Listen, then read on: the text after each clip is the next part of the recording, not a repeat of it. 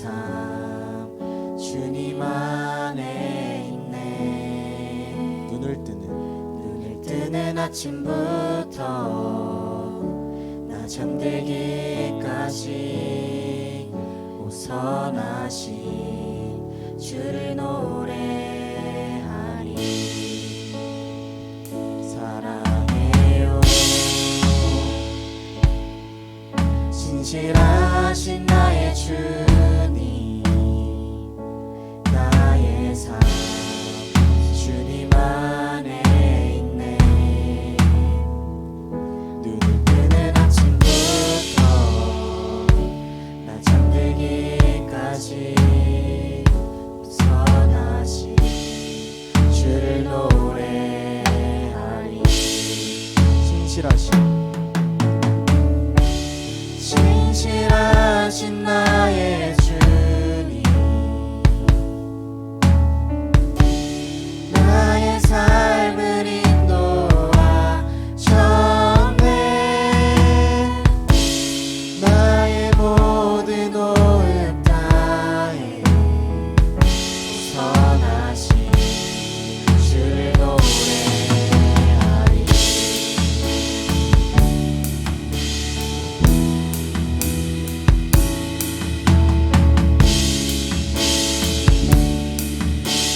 전심으로 고백하겠습니다.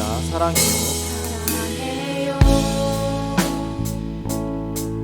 진실하신 나의 주님, 나의 삶 주님 안에 있네. 눈을 뜨는 아침부터 나 잠들기까지 선하신 주를 노래하리. 사랑해요.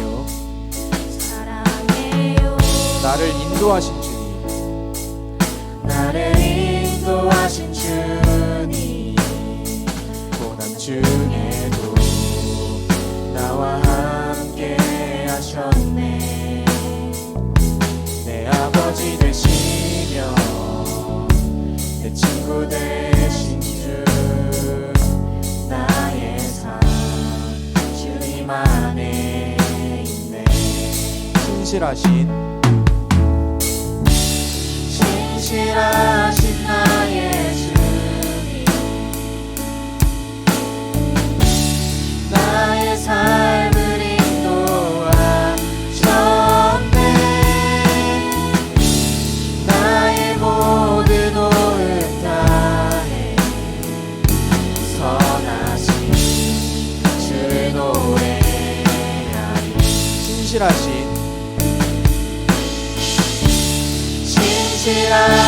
나의 주님, 나의 삶을 인도하셨네.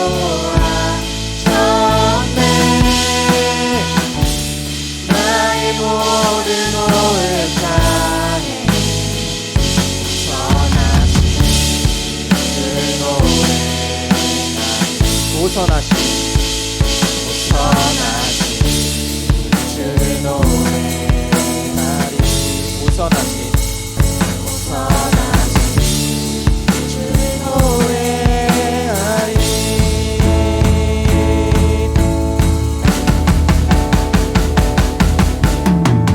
주님의 선하신 날 인도하시네. 주님의 선하신 날 지켜주시네. 주께 엎드려 나의 모든 삶 주님께 드리네. 주님의 선하신 날 인도하시네. 주님의 선하신 날 인도하시네. 주님의 선하신 날 지켜주시네. 주께 엎드려 나의 모든 삶 주님께 드리네. 주님의 선하신 날 인도하시네.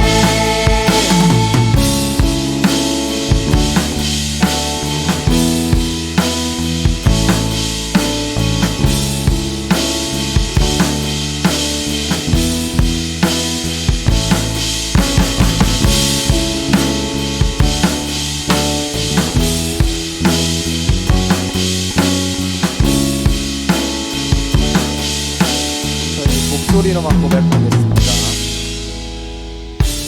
신실하신 나의 주님, 나의 삶을 인도하셨네.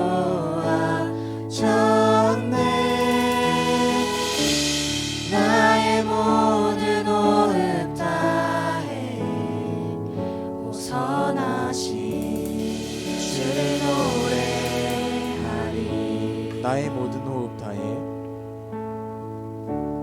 나의 모든 호흡 다해 오선하신 주를 노래하리. 이 시간 저희 기도할 때 저희의 삶 동안 선하신 하나님만을 찬양하게 해달라고 기도하며 나아가시겠습니다. 기도하겠습니다. 저희의 삶 동안 정말로 온전히 주님만을 내며 온전히 선하신 그 주님 한 분만을 찬양하시는 제가 될 수 있도록 인도하여 주시옵소서. 지금 정말로 우리가 기도할 때 저희가 주님만을 내며 기도하여 주시옵소서.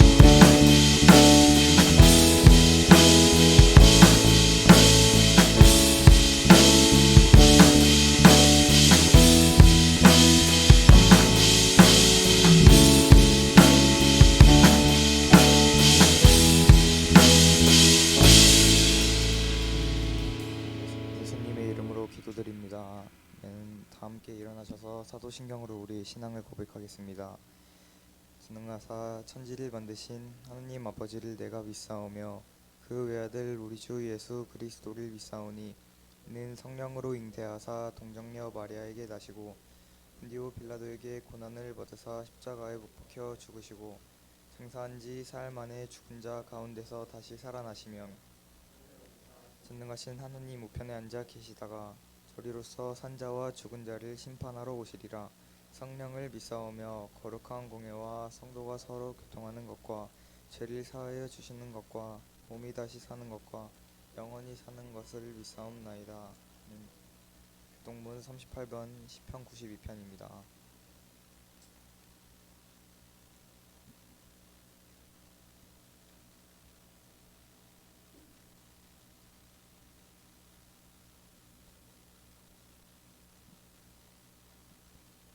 지존자여 시편금과 비파와 수금으로 여호와께 감사하며 주의 이름을 찬양하고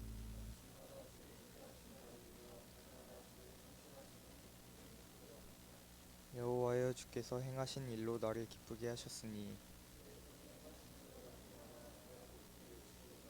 의인이 종려나무 같이 번성하며 레바논의 백향목 같이 성장하리로다.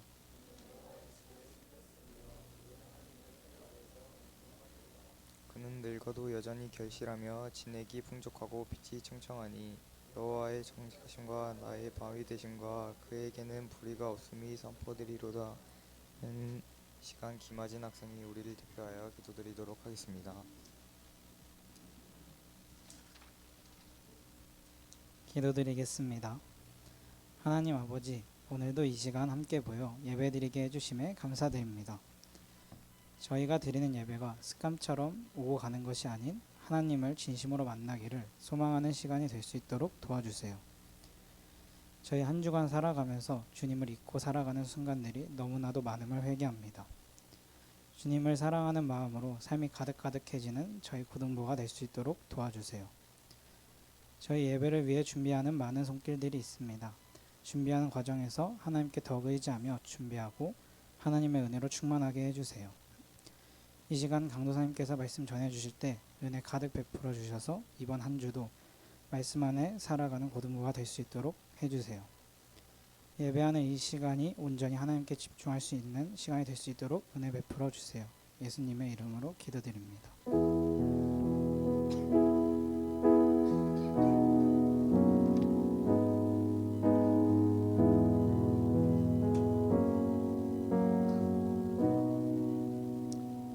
다 함께 일어나셔서 마가복음 1장 1절부터 3절 함께 읽겠습니다.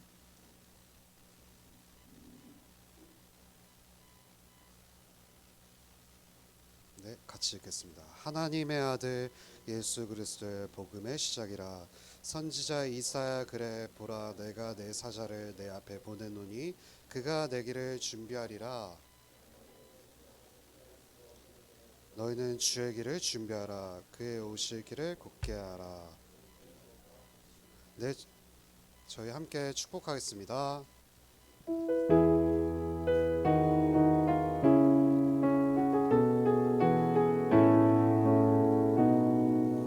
하나님의 사랑이 하나님의 사랑이 당신의 삶 가운데 가득하기를 축복합니다. 하나님의 은혜가 우리 가운데 한 번만 더 해봅시다.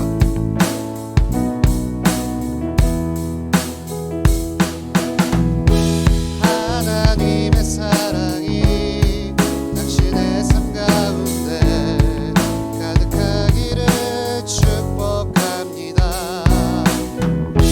하나님의 은혜가 우리 가운데 가득하길 기도합니다. 예, Do you love me?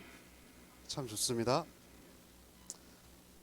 저는 이게 다 그 저의 수준 높은 음악성을 반영한다고 생각을 해요. 그래서 또 저희 또 요즘 쇼미더머니도 이제 다가오고 모르시는군요. 저희가 모르실 확률이 높지만 지금 10계명을 하고 있고 제가 늘 이제 요즘 세 가지 본문을 계속 이렇게 같이 왔다 갔다 해요. 이렇게 첫 번째는 10계명 그리고 두 번째가 다윈 이야기 하고 있는 거 아시죠? 다윈 이야기 하고 있고 원래 세 번째는 주기도문이었는데 주기도문 끝나서 이제 마가복음 같이 나누려고 해요. 마가복음은 예수님에 대해서 잘 알려주는 거고 왜 마가복음 하는 이유는 뭐냐면요. 제가 하는 설교의 마지막은 늘 누구죠? 예수님이에요. 근데 여러분 예수님 잘 아세요? 예수님 우리가 잘 알까라는 의문점이 생겨서 마가복음을 했어요. 그리고 오늘 제목이 뭔가요? 설교 제목이? 여러분들이 아시는 예수님 누구세요? 이거 이제 반별 시간에 오늘 나눌 질문이에요. 여러분들이 가지신 예수님은 누구세요? 이게 질문이거든요. 아는 예수님은 누구세요? 라는 거죠. 네, 설교를 들어가면서 좀 이런 얘기를 꺼내려고 합니다. 기독교에 대한 혐오감이 굉장히 높죠. 그래서 저번에 우리 그때 세계관학교에서도 나눈 거지만 어떤 친구 이름 밝히진 않지만 식기도 하는데 이제 태클 걸고 그런 친구들이 실제로 있음을 저는 이제 이야기를 통해서 들었거든요. 그래서 기독교를 굉장히 싫어합니다. 사람들은 기본적으로 기독교인들이 말뿐이 아니라 윤리적인 측면에서 모범을 보이기를 원해요. 사실 본능적으로. 참 어쩔 때 억울할 때도 있어요. 우리가 너희들한테 뭐 빚졌냐 이런 마음이 들 때가 있죠. 하지만 사람들은 우리가 되게 모범적으로 살길 원해요. 그런데 기독교 지도자들의 부패가 뉴스에 굉장히 자주 실립니다. 어떤 목사님이 세습을 했대. 어떤 목사님 교회 목양실에서 야동보다 들켰대. 이런 뉴스들이 굉장히 많이 나와요. 그래서 세상이 원하는 도덕 수준에도 못 미치는 삶이 기독교인들에게 보이자 제가 이걸 나무위키나 뭐 이런 AI 검색해 보니까 기독교 공포증이라는 현상이 생겼대요. 이게 뭐냐면 기독교의 적개심이 사회적으로 너무나도 커져서 교회에 다닌 것만으로도 우리가 거부되는 현상을 기독교 공포증, 기독교 포비아 뭐 이렇게 말할 수가 있다라는 거죠. 하지만 사람들이 예수님 자체를 싫어하는 걸까요? 여러분들 오늘 집단적으로 날씨까지 우울해져서 다들 무슨 영국인 같은데 질문입니다. 예수님을 싫어하는 걸까요? 사람들이? 그러면 왜 도덕책에 예수님을 4대 성인으로 등재시킨 걸까요? 그 말이 안 되죠. 사람들이 예수님을 싫어하는 것 같지는 않아요. 오히려 세상은 기독교인들이나 제도화된 기독교를 싫어하는 것 같아요. 여러분 제도화라는 건 뭐냐면 우리가 지금 기독교가 시스템화되어 있다는 걸 봐요. 우리도 지금 장로교 안에서도 합동교단에 속해 있거든요. 그러니까 이런 시스템 자체를 사람들이 싫어하기 시작한 것 같아요. 예수님에 대한 호감은 갖고 있어요. 예수님의 호감을 넘어서서 사실 예수님은 상당한 인기를 보유하고 있어요. 이는 유명 인사들의 말을 통해서 확인할 수 있는데 저 때는 우유가 요즘은 상하 목장 아니면 굉장히 우유도 그 아이들 서울 우유 먹여 뭐 이런 부모님도 있다고 해요. 상하 목장 먹여야지. 저 때는 뭐였을까요? 아인슈타인이었어요, 여러분. 아인슈타인이 부의 그 측정기였거든요. 저는 아인슈타인 살면서 그렇게 많이 못 먹어봤어요. 근데 그 아인슈타인이 우유는 만들진 않았지만 천재적인 과학자였죠. 근데 그 사람이 평생토록 제도화된 교회를 싫어했대요.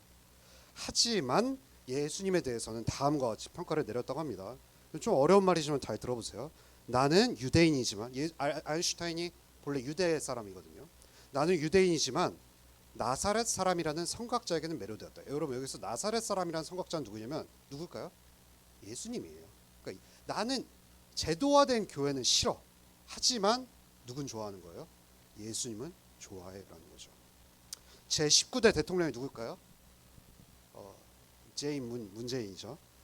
그럼 저는 문재인 대통령에게 아무런 그런 그 선호하거나 뭐 그런 거 없습니다. 아예 예수님의 삶에서 민주주의가 시작됐다라고 문재인 대통령이 말했어요. 그럼 문재인 대통령의 종교가 뭔지 아세요? 정확히 밝혀진 바는 없지만 나무위키 가시면 카톨릭이라고 말하거든요. 물론 그의 말이 일부분 사실이고 그런 측면이 있습니다. 제가 지난주 혹시 설교 때 이제 초대교회 얘기하면서 기독교는 민주주의도 그 사회주의도 아니다라는 얘기를 했거든요.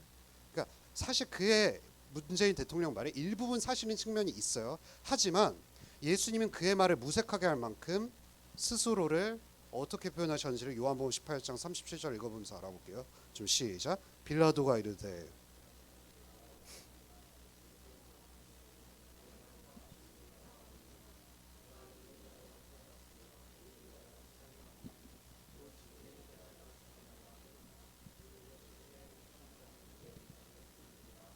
요한복음 18장이 예수님 공생이 이제 막바지에 해당하면서 어떤 장면이 나오냐면 빌라도에게 신문 받는 장면이 나오는데 빌라도가 너 누구야? 라고 하자 너 왕이야? 이러자 예수님께서 어떻게 대답해요? 그래 너 말이 맞아 나 왕이야 이렇게 말하는 거예요. 지금 민주주의에 왕이 있나요? 왕은 없어요 사실. 그런데 예수님은 마치 민주주의를 거슬리기라도 그래서 민주주의 틀렸다는 게 아니라 나 왕이야 이렇게 말을 하는 거예요. 민주주의라는 생각이 기독교에서 잉태되었고 성장했다는 건 사실이지만 민주주의 사회에서 예수님께서 왕이시다라고 고백하면은 사람들이 경기를 일으킬 만큼 싫어요. 왜냐하면 민주주의 요즘 사회에서 누가 왕이라 그러면은 되게 나를 속박하는 것 같거든요. 그럼에도 불구하고 그리스도인이 아닌 다른 사람들도 예수님께 호감을 갖는 이유는 무엇일까요? 저희가 오늘부터 살펴볼 마가복음은 총 몇 장일까요? 16장이거든요. 16장으로 전체가 세 부분으로 구성되어 있어요. 이제 그게 오늘 첫 막의 시작을 알리는 게 마가복음 1장 1절에서 3절이거든요. 그리고 마가복음의 중요한 주제가 뭐냐면 예수님께서 뭘까요? 왕이시다라는 거예요. 그러면은 예수님은 어떤 왕이셨을까를 아는 것이 굉장히 중요하지 않겠습니까? 복음서가 총 몇 개죠? 4개예요. 마태, 마가, 누가, 요한복음이죠. 이 중에서 제일 짧은 게 뭘까요? 마가복음이에요. 여러분 마가복음과 다른 복음서들의 차이점이 있는데 누가는 어떤 이야기를 담고 있냐면 예수님의 탄생과 유년 시절에 대해서 굉장히 상세하게 기록되어 있어요. 그래서 여러분 혹시 성탄절 목사님들 설교 때 마가복음 하시는 분들 없어요. 거의. 왜냐하면 예수님이 어떻게 태어났는지 기록이 안 되어 있거든요. 그리고 그거 아세요? 제 이름은 뭐죠? 요한이죠. 아버지가 저의 이름을 지어주셨는데요. 아버지가 사도 요한 보고 지으셨을까요? 세례 요한 보고 지으셨을까요? 어제 백요한 목사님과 대구의 장정거리를 가면서 많은 이야기를 나눴는데요. 투 요한의 차이점이 있더라고요. 물론 백 목사님 훨씬 더 똑똑하신 차이점이 있지만 뭐냐면 백 목사님도 아버지가 이름을 요한을 보고 지으셨더라고요. 백 목사님은 무슨 요한이었을까요? 사랑이 많으시기 때문에 사도 요한이었을 거. 사도 요한이더라고요. 저는 뭘까요? 세례 요한으로 지었어요. 왜냐하면 세례 요한이 어디서 등장하냐면 누가복음 1장에서 등장해요. 누가복음 1장에서 예수님뿐만 아니라 세례 요한이 잉태될 것이라는 사실을 예언하는 장면이 나오거든요. 그러니까 예수님의 탄생과 예수님께서 어리실 때 어떤 삶을 사는, 성전에서 막 랍비들과 막 질문하는 거 있잖아요. 토론. 우리가 하는 토론의 수준이 아니라 상상을 초월하는 그 수준 높은 토론의 수준을 예수님께서 어린 시절에 이미 하셨다는 사실이 마태와 누가복음에 나와 있다는 거죠. 마가는 왜 그 부분에 관심이 없을까요? 내용을 빨리 전개해야 됐기 때문입니다.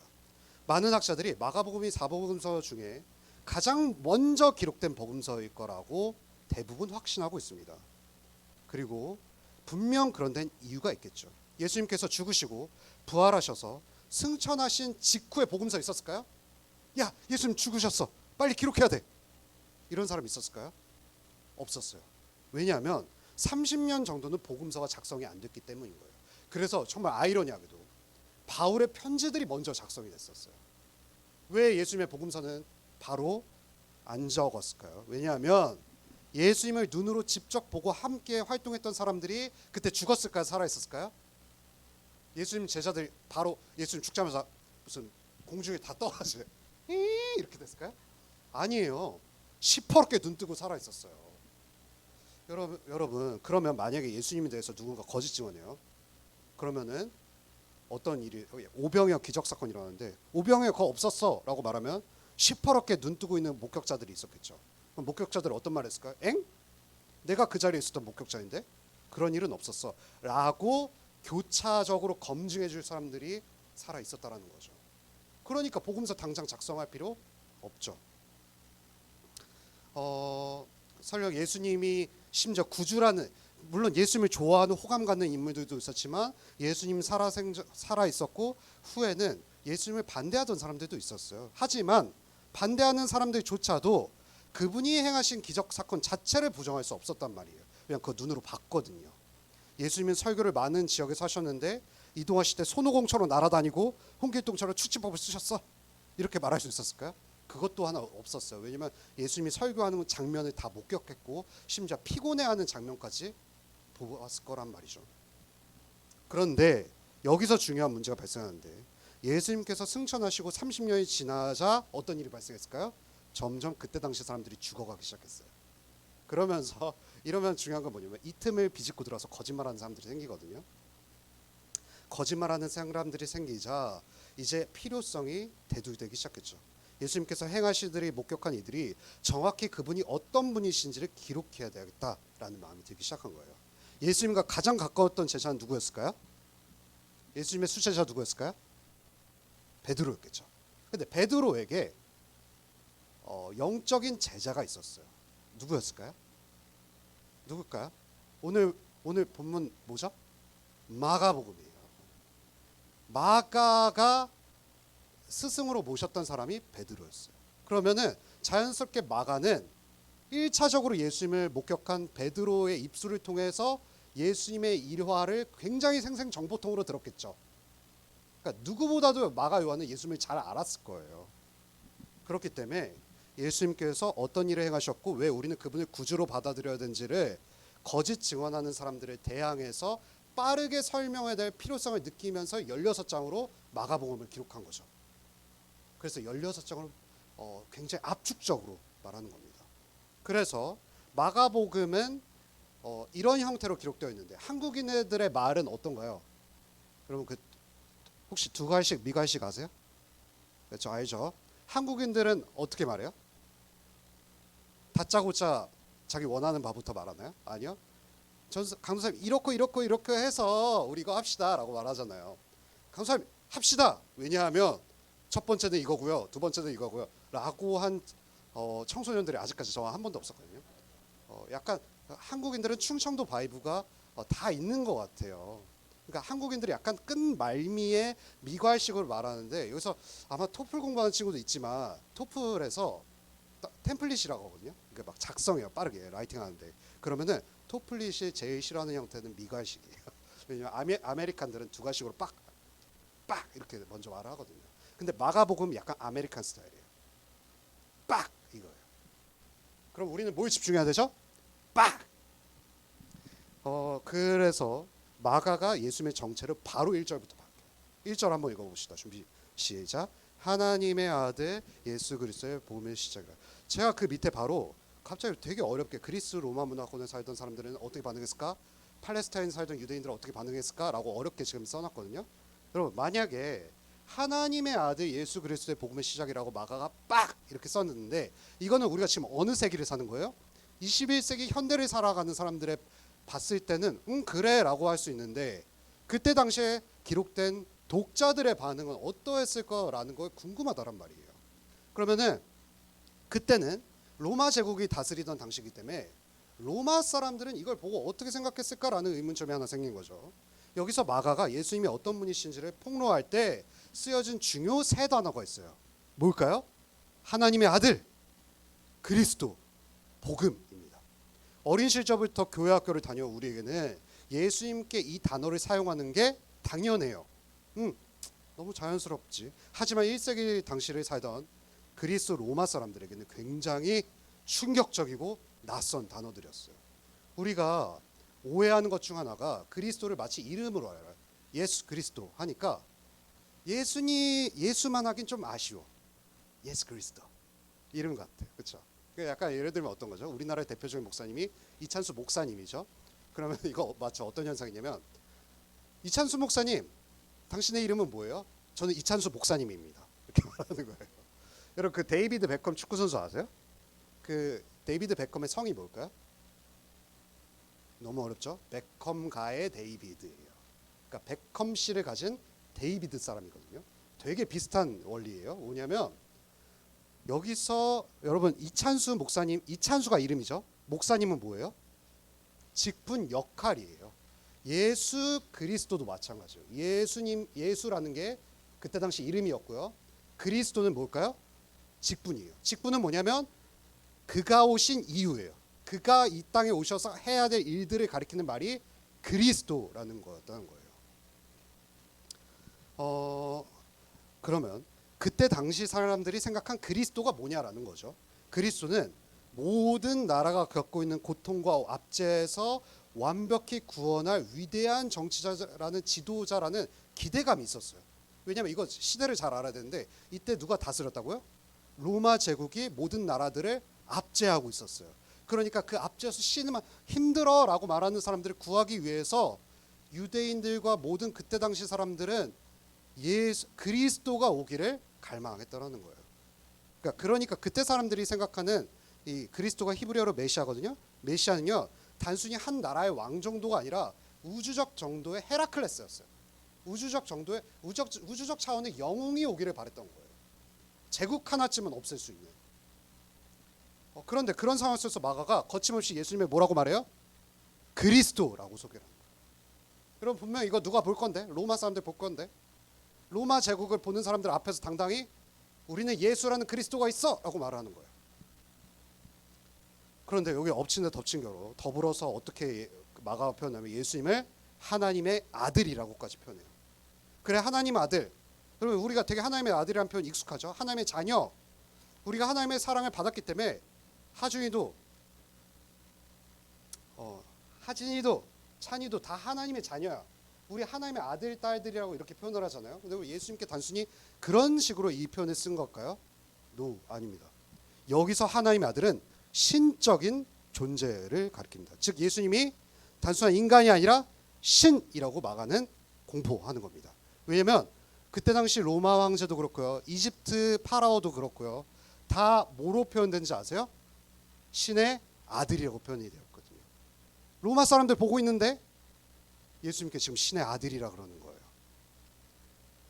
저기 갈릴리 촌동네에서 온 사람한테 신의 아들이라고 하는 거예요. 그래서 마지막으로 예수님을 설명하는 마지막 단어가 뭐라고 했죠? 복음이라고 했어요. 복음. 복음이 헬라어로 유앙겔리온인데 이 유앙겔리온은 누구에게만 썼던 표현이냐면 로마 황제에게만 썼던 표현이에요.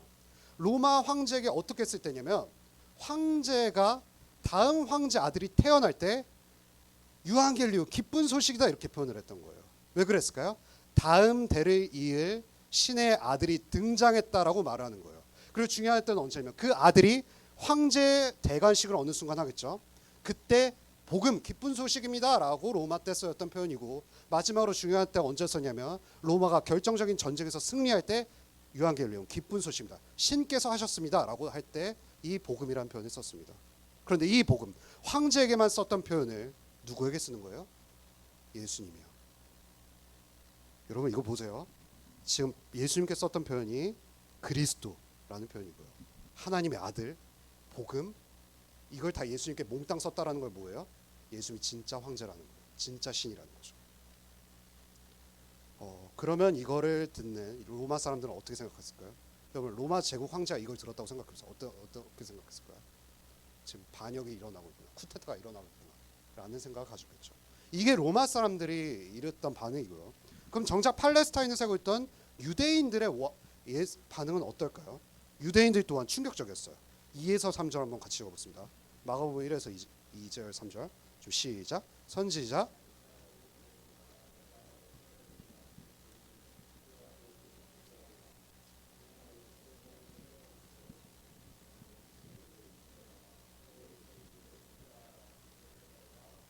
이스라엘이요, 대한민국 한반도랑 굉장히 비슷해요. 우리나라 역사 어떤 거죠? 외국의 침해 역사 아니겠어요? 외국의 침입 공격하면 늘 방어.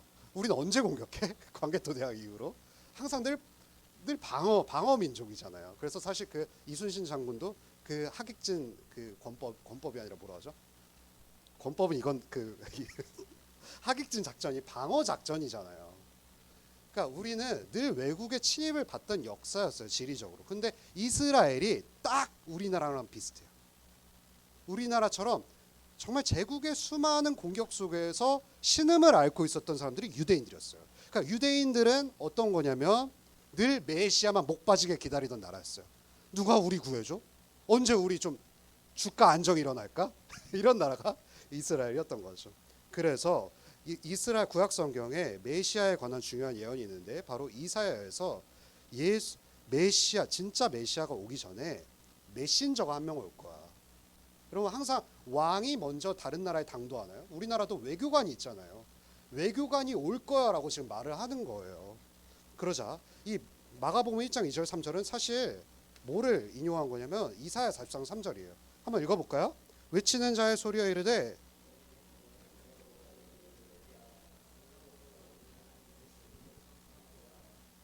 지금 뭐냐면 지금 마가복음 1장 2에서 3절에 이 내용이 빡 기록되어 있다는 거는 마가가 이사야 40장 3절 즉 너희들이 그토록 유대인들이 목 빠지게 기다리던 메시아가 바로 이 그리스도야 라고 말을 하는 거예요. 마가복음에서 주의 길이라고 나와 있지만 이사야에서는 여호와의 길, 즉 하나님의 길이라고 나와 있는 거예요. 이 메시아 하나님이야 이렇게 말하는 거죠.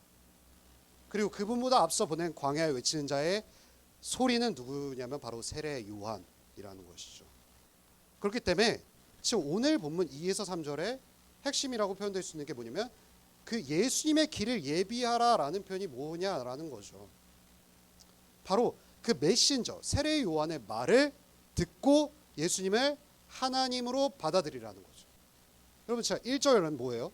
로마 사람들이 딱 들었을 때 예수가 진짜 신이라고, 예수가 진짜 황제라고. 2에서 3절은 유대인들의 되게 딱박함에서 얘기하는 게 뭐예요? 너희들이 그토록 기다리던 구주라고. 종합하면 뭐죠? 이 사람을 너의 진짜 신으로 가져, 섬겨라는 거죠. 여러분 그렇다면 오늘 중요한 주제가 예수님을 하나님으로 우리가 진짜 받아들이고 있냐라는 게 오늘의 질문인 거예요. 그렇다면 제가 밑에 질문 1을 써드렸죠. 여러분, 여러분에게 예수님은 진짜 어떤 존재예요? 여기 계신 많은 분들은 예수님을 하나님으로 받아들였다고 당연하게 고백할 거예요. 그렇죠? 사랑이도 그렇죠. 예수님 하나님이죠. 그런데 우리가 예수님을 하나님으로 진정 받아들였는지를 스스로 질문해 봐야 된다는 거예요. 마가 요한이 물어봤어요. 오늘 21세기를 살아가는 우리에게 너 진짜 예수님을 하나님으로 받아들였어? 라고 말했어요. 여러분은 어떻게 대답할 거냐는 거죠. 그런데 참 아이러니하게도 우리는 흔히 예수님을 비타민 보충제 정도로 생각을 해요. 이게 무슨 생뚱맞은 소리일까요? 그럼 비타민 보충제는 어떤 말이죠? 예수님이 당장 비타민 보충제 없어도 우리 삶에 지장이 있나요? 지장이 있지는 않아요. 하지만 굉장히 필요하죠. 제가 이걸 왜 비타민 보충제로 예를 들었냐면 예수님이 우리 삶에서 당장 없어도 사는데 지장은 안 돼요. 하지만 가끔 필요한 존재로 여길 때가 우리는 굉장히 많다라는 거죠. 예수님을 신으로 받아들이는 것이 아니라 가끔 나를 위로하는 존재로 여길 때가 많아요. 삶 속에서 진짜 신은 누굴까요?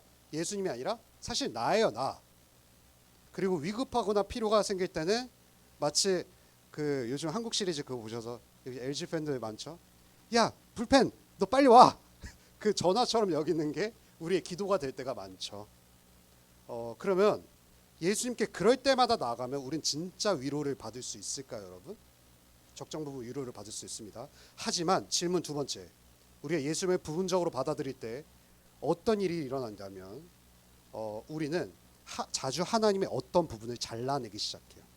즉 하나님의 성품은 여러 측면이 있어요. 여러분, 하나님은 어떤 분이세요? 사랑의 하나님이시고 공의의 하나님이시고 하나님은 거룩하시죠. 그런데 우리는 자꾸 이런 식으로 필요의 차원으로 하나님께 전화하면 편식 증세가 발생이 돼요. 하나님이 여러분 다이아몬드가 어때요? 여러 디멘션 차원들이 있잖아요. 다이아몬드는 여기서 봐도 다른 게 빛을 비추고요. 여기서 봐도 다른 모습이 있어요. 근데 나는 한쪽 측면에서만 보는 게 좋아라고 생각하는 순간 우린 다이아몬드 그 자체를 많이 못 누려요. 그런데 우리도 예수님을 바라볼 때 편식 증세가 있다라는 거죠. 하나님께서 나를 안아주시고 사랑해 주시는 측면은 굉장히 환영해요. 하지만 하나님께서 자기중심적이고 교만한 나를 변화시키기 위해서 고난을 허락하셨다라고 생각하면 되게 불합리해요. 왜 하나님 나를 이렇게만 대하셔? 라는 거죠. 예수님께서도 마찬가지죠. 예수님께서 공생의 기간 가난하고 병든 자, 사회적으로 취약계층을 섬세하게 돌보셨다는 사실은 굉장히 호감적이에요. 그런데 예수님께서 아직 열매를 맺지 못한 자에게는 무화과 나무를 저주에 말라버리게 하는 장면에서는 와, 예수님 정말 가차없으시다라고 비판하죠. 쉽게 말해서 이런 겁니다, 여러분. 사랑의 하나님은 좋아하는데 우리를 심판하신 하나님은 굉장히 싫어해요. 우리는 그저 나를 공감해 주시는 신이 늘 필요해요. 이에 대해 AI에게 제가 물어봤어요. 이게 맞다라는 건 아닙니다. 하지만 들어볼 필요가 있죠. 제가 여기 있죠. 여러분 어려우니까 한번 같이 읽어볼까요? 공감 중독 사회를 향한 비판. 이거 한번 읽어봅시다. 준비 시작. 공감 위로라는 이름의 폭력과 성찰의 부재. 현대 사회는 공감을 절대적인 선으로 추앙하며 너나 할 것 없이 서로에게 공감을 요구하는 공감 강박 시대에 살고 있습니다.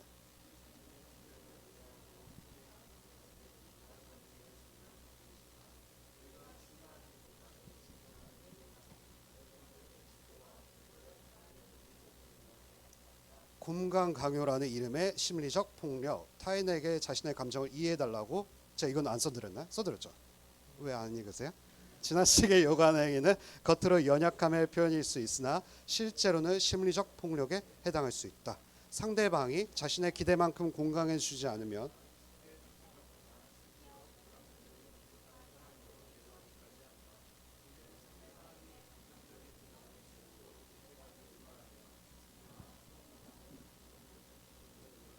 이거 제가 다 AI 말 맞다는 건 아니에요. 근데 우리가 들어볼 만한 구석이 있다라는 거예요. 우리가 흔히 말해서 이제 뭐 거의 우리의 뭐 밈이 돼버렸죠. 너 T야? 그렇죠. 너 왜 공감 못해? 너 공감에 어떤 문제 있니? 뭐 이렇게 말을 하는 거죠. 여러분 한번 하나님과 기도하면서 어떤지 한번 돌이켜 보세요. 하나님의 관계에서도 만약 우리가 공감 강요의 관계가 되면 우리는 뷔페에서 음식을 고르는 것과 다름이 없어요.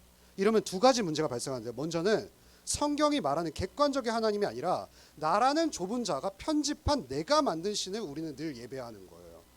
그러면 우리는 늘 시대가 말하는 디자인된 하나님을 받아들이지만 예수님이 말하는 신은 우리는 관심이 없어요. 이게 두 번째로 어떤 문제가 일어나냐면, 여러분들이 성경이 말하는 진짜 예수님이 아니라 여러분들이 만든 하나님을 믿는다면 진짜 위로를 받을 수 없어요. 우리가 흔히 갈망하는 신은 내가 원하는 방식으로 그려졌기 때문에 나를 굉장히 닮아있어요. 여러분, 제가 예화 하나 들어드릴게요. 제가 요즘은 누구한테 잘 전화를 안 해요. 힘들 때. 왜냐면 말해도 위로가 안 되거든요. 혹시 여러분의 친구들 관계를 한번 살펴보세요. 여러분들이랑 비슷한 사람들만 있나요? 다양한 사람들이 있을수록 좋아요. 왜냐하면 나랑 비슷한 사람들만 있으면 뒷담이 되게 강화될 확률이 높아요. 제가 이거를 굉장히 말을 많이 하는 게 뭐냐면, 제가 청년부 대학생 시절 때 리더를 하고 있었는데, 제가 그 저 혼자 남자고 여자 리더 5명을 제가 돌봐야 될 때가 있었어요. 근데 제가 그때 너무 힘들었어요. 제가 너무 행복했기도 했는데 그 자매들 안에서 그 엄청난 그 교우 관계가 저를 멀미나게 만들었거든요. 그랬을 때 제가 늘 저랑 친한 남자 리더에게 전화를 했어요. 야, 나 오늘도 너무 힘들었어. 왜냐면 걔랑 나랑 굉장히 비슷한 환경이었거든요. 그러면 어떤 걸 많이 했는지 아세요? 요한아, 걔네가 많이 힘들었겠지라는 말은 한 번도 안 해줬어요. 그 친구가. 우리 서로 힘든 것만 나누다가 결국엔 뒷담 대잔치가 돼버렸어요. 그러면서 벌어진 현상은 뭐냐면 쟤들은 예수를 몰라 라고 말은 안 했어요. 말은 안 했어요. 쟤들은 예수를 알까? 라는 마음이 우리에게 있었고, 우리 둘은 뭐예요? 그래, 우리는 바로 그 마가복음 1장 1절부터 3절에서 말하는 예수의 귀에 소리를 기울이는 자들이야 라는 선민의식, 자기의에 도취되는 현상이 발생했어요. 왜 그럴까요? 우린 비슷했기 때문에 그래요. 여러분 인스타에 그 알죠? 인스타나 SNS를 통해서 걔 봤어? 친한 친구들 목록으로 이렇게 본 다음에 야 과장님 오늘 나한테 또 일 던지심, 저 친구들 되게 많거든요. 그거 이제 공감 버튼, 좋아요 공감 버튼. 그리고 왜 우리가 공감 강요와 중독 시대에 살고 있죠? 이미 인스타그램에 좋아요와 그 하트 표시인가요? 그 다 거기서 반영이 되는 거죠. 좋아요 안 하면 싫어요는 안 하잖아요, 그렇죠? 잘. 여러분 제가 본문으로 다시 돌아가겠습니다. 그렇게 여러분 만약에 여러분과 굉장히 닮아 있는 존재에게 자꾸 그런 하나님을 원하잖아요. 그럼 실상 누구랑 대화하는 거냐면 나랑 대화하는 거예요. 단순히 나를 닮은 존재에게 기도해서 위로받는다면 그 존재가 나를 진정하고 위로를 하고 변화시킬 수 있을까요? 우리 여성 친구들, 제가 아직도 기억나요. 유희열의 스케치북에서 유희열 아저씨가 굉장히 여성들에게 잘 아시는 모습을 보이면서 남자들이요, 여성들이 여자친구가 어려움을 말할 때 2가지 반응만 하십시오. 너 진짜 힘들겠다. 나라도 너와 똑같았을 거야. 유희열이 그 경계하게 뭐냐면 근데 과연 그 사람이 진짜 그런 말을 했을까? 라고 하는 순간 100% 싸운다고 그랬거든요. 근데 이게 지금 잠깐은 위로가 되는데 제가 근데 좀 예를 잘못 든 것 같아요. 그 여자친구를 진정으로 변화시킬 수는 없죠. 여러분 사실 우리는요 진짜 변화시킬 존재를 만나려면요 나와 비슷한 수준이 아니라 나와 보다 월등히 높은 존재와 대화할 때 변화가 돼요. 그럼 만약에 설교를 제가 매주 하잖아요. 우리 그냥 신대원 동기들이랑 설교에 늘 조언을 얻어요. 야 어땠어? 라고 하면 우리 수준에서만 설교가 피드백이 있겠죠. 그런데 만약에 제가 이찬수 목사님께 가서 제 설교는 어때요? 라고 하는 거랑은 다르겠죠. 월등히 나보다 멘토 같은 존재에게 뭔가를 말해야 나는 변화될 수 있어요. 우리 주변에 나와 비슷한 스타일의 친구들만 있다면 우리는 내 생각과 방식에만 고여 있어서 변화되잖아요. 우리 진짜 그런 고인물 돼요. 그리고 이는 내가 여러 사람들을 품을 수 없다라는 것을 반증하는 거죠. 하지만 궁극적으로 그저 나와 같은 수준과 실력을 가진 이에게 휘발되는 위로를 받는 것이면 우리 언젠가가 굉장히 고독해질 거예요. 왜냐하면 저는 느꼈거든요. 늘 나와 비슷한 수준의 사람들과 교제하다 보면은 내가 되게 외로워질 때가 있어요. 왜냐하면 내가 변화가 안 되거든요. 우리가 지나친 자기 방어적인 사람이 되어서 누구도 나에게 조언할 수 없는 사람이 돼버리면 난 진짜 왕따가 돼요. 그럼 만약에 저희 어머니가 저 매주 설교를 들으시고 피드백하시거든요.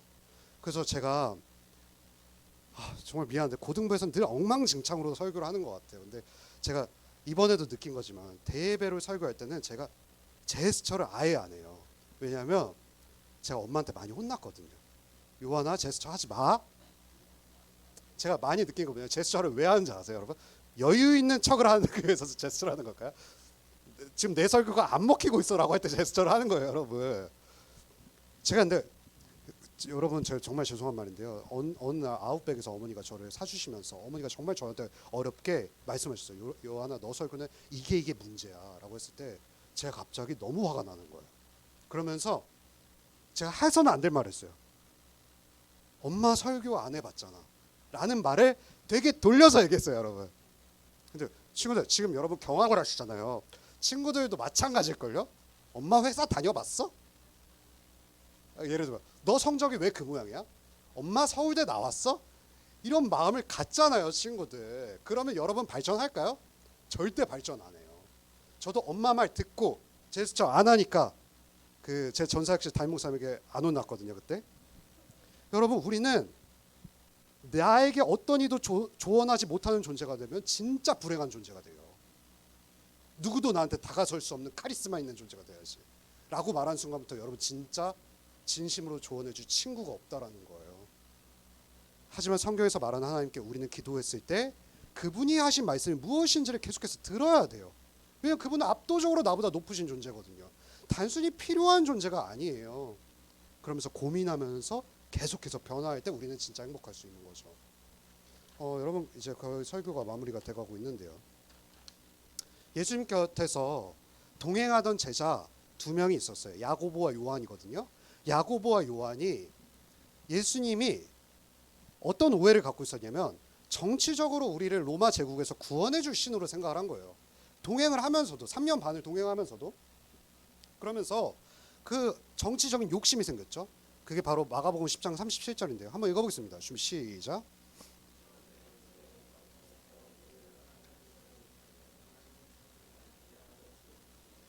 이게 뭐냐면 예수님께서 나중에는 결국 로마 제국을 뒤엎어서 진짜 황제가 될 거야. 그러니까 야고보와 요한이 이렇게 말하는 거예요. 저 동행했잖아요. 그러니까 한편에는 제자리죠. 이거 좌의정 영의정 아시죠? 저 좌의정이에요? 저 국방부 장관입니다. 이렇게 지금 말을 하는 거예요. 그러자 예수님께서 다음과 같이 대답하세요. 마가복음 10장 43에서 45절인데 이게 마가복음의 핵심이에요. 한번 읽어보겠습니다. 너희 중에는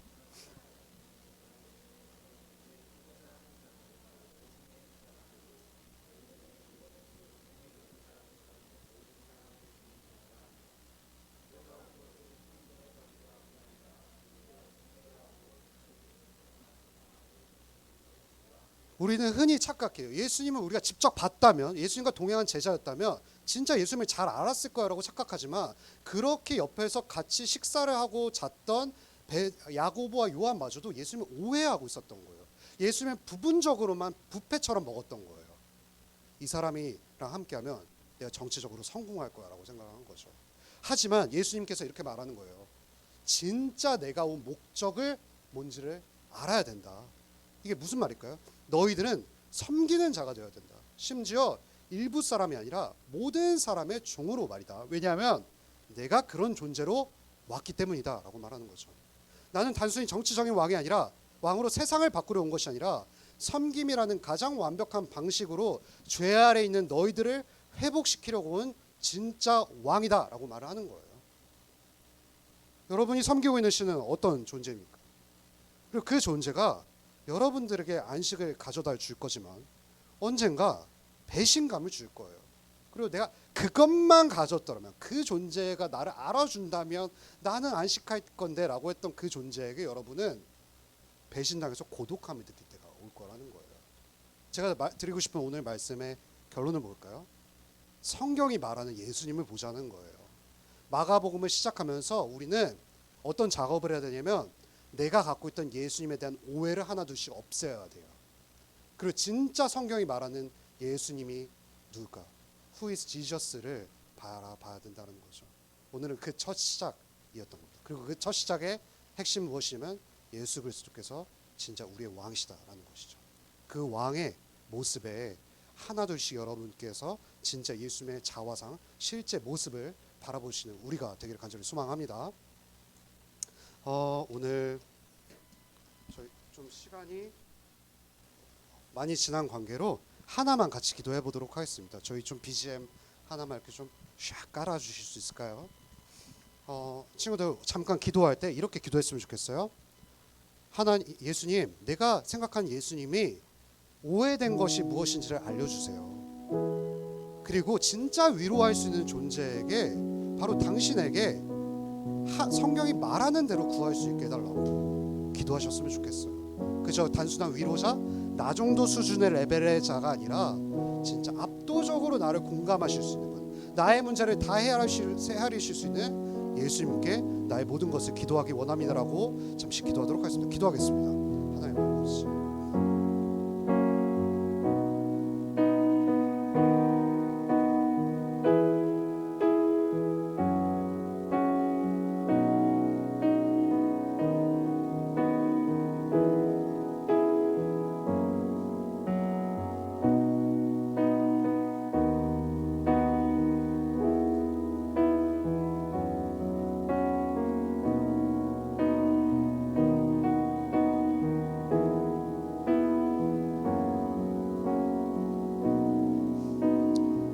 하나님 아버지, 오늘 말씀을 보면서 그냥 단순히 예수님께서 왕이시다라는 사실인 것 같지만 우리는 늘 우리가 오해하는 예수님을 섬기는 것이 아닌지 질문해 봅니다. 그저 내가 원하는 예수님, 내가 만든 예수님을 하나님께 요구하는 것인지 모르겠습니다. 하나님, 우리가 말씀을 청종해서 말씀을 주의 깊게 들어서 진짜 예수님을 섬기고 진짜 예수님을 사랑할 수 있도록 인도하여 주시옵소서. 이 모든 말씀 예수님의 이름으로 기도합니다. 아멘. 저희 봉헌하겠습니다. 예수의 이름, 능력의 그 이름, 예수의 이름, 존귀한 그 이름. 하나님, 우리의 봉헌의 시간이 진짜 왕이시고 성경이 말하는 예수님이 어떤 존재인지를 묵상하면서 하나님께 헌금할 수 있도록, 헌물을 드릴 수 있도록 인도하여 주시옵소서. 이 헌물을 드리는 우리 아이들과 아이들을 축복해 주시고 진짜 예수님을 더 많이 만나볼 수 있는 은혜를 허락하여 주시옵소서. 이 모든 말씀 예수님의 이름으로 간절히 기도합니다. 아멘. 저희 다음 주에 뭐가 있죠? 네, 누가 임원이 될 것인가 라는 것을 좀 합니다. 그래서 우리 새가족 교육을 다 이수한 친구들은 현장에서 유권자로서 이제 함께 하실 수 있고요.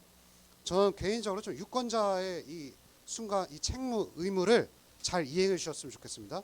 빠지지 않고 많이 오셔서 우리 다음 이제 리더들을 잘 세워 보도록 하시고, 특별히 제가 그때 설명드릴 거지만 그 자원하시는 방법과 추천의 방법이 있거든요.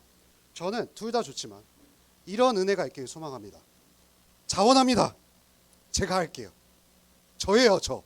이런 걸 좀 많이 하셨으면 좋겠어요. 그래서 저희가 그때 이제 후보로 이제 등록되었을 때 소감을 30초 정도 말하거든요. 그 소감도 여러분 준비해서 기깔나게 오셨으면 좋겠습니다. 저희가 아무튼 그렇고요. 네, 그 지금 성탄절 준비로 바쁘신데 잘 준비하셨으면 좋겠고, 우리 12월에 지금 공지할 예정이지만 이제 우리 고3 친구들은 졸업, 여러분 잘 들으셔야 됩니다. 졸업 여행이 아니라요. 우리 그냥 고3 아우팅을 잠깐 반나절 다녀올 예정인데 제가 그 시간을 공지해 드릴 거예요. 그래서 그 공지한 시간들 고3 친구들 시간 잘 비워두셔서 저희 오붓하게 갔다 오시고, 또 고2, 고1 친구들 앞으로 할 거니까 너무 시샘하지 않았으면 좋겠습니다. 저희 10개면이란다. 주기도문 고백하시고, 오늘 그 있습니다. 세계관학교 있는데 짧게 할 겁니다. 그러니까 너무 두려워하지 마시고 1시 10분까지 모실 수 있겠어요? 20분? 1시 반? 20분? 다 왔다 갔다 하시네요. 1시 반에 모여서 2시 반 전에 끝납니다. 어쨌든 저희 주기도문하고 마무리하겠습니다. 하늘에 계신 우리 아버지여,